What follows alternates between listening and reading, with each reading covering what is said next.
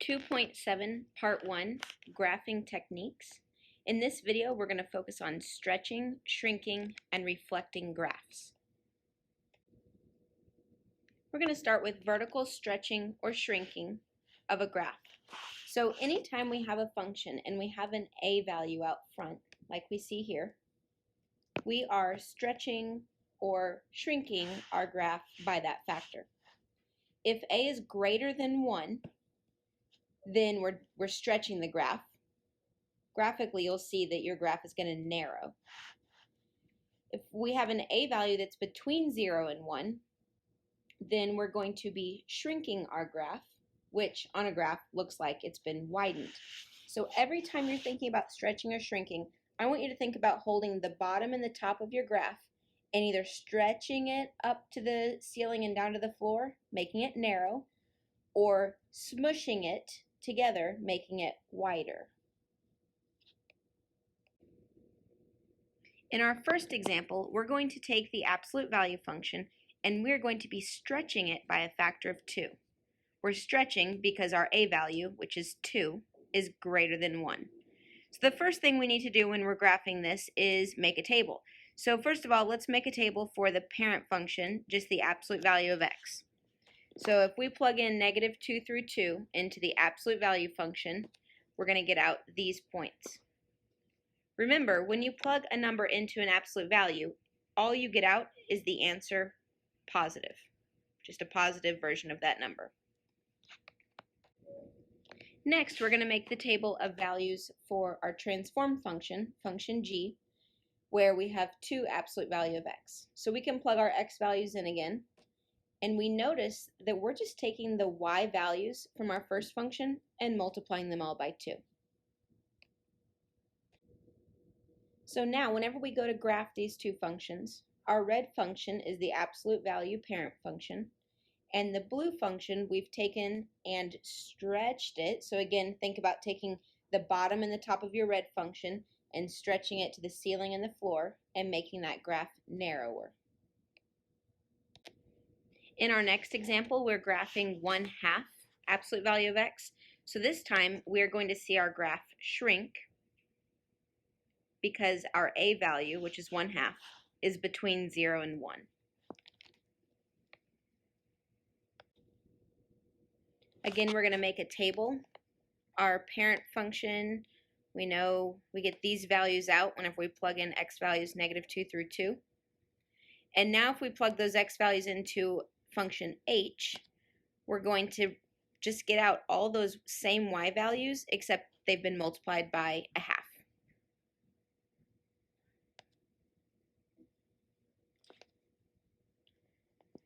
Our graph now, parent function, the red one is still where it's been, but the blue function, we can think about we have squished the red function and made it wider. So now we see the blue function is a wider graph.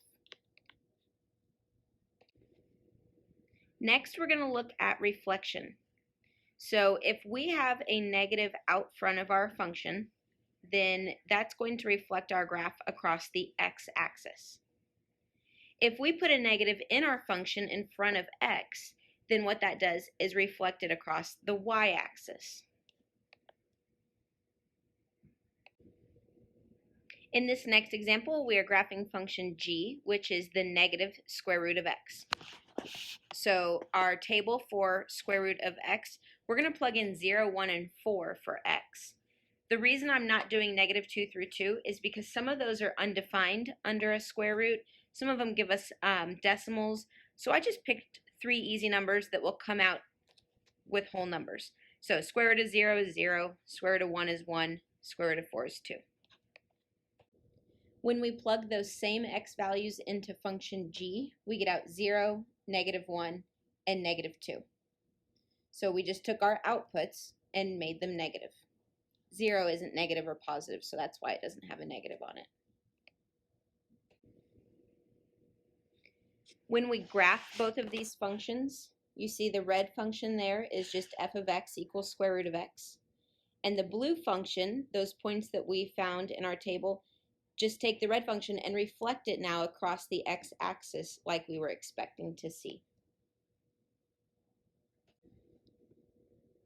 For the next example, we are going to graph the square root of negative x. This function, this graph is going to be reflected this time across the y-axis, since our negative is inside the function here, since it's in the square root.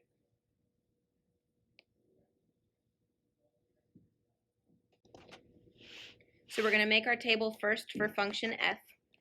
Note that if you plug negative numbers into a square root function, then you get undefined answers since we can't take the square root of negatives. So these first two are just going to be undefined. And then we get 0, 1, and 2 when we take the square root of those x values. Now let's plug -4, -1, 0, 1, 4 into function h. And this time those negative x values, like -4, are going to be defined because we're putting them under the radical that already has another negative. So a -4 would make a +4. So this time our undefined points are the ones with x values of +1 and +4. When we graph those, we're just going to not put anything for the points that have an undefined part. They're not defined for that function. So here we go. Our square root function f of x is the red one, and the blue one is h of x. This is the one that we have reflected across the y-axis.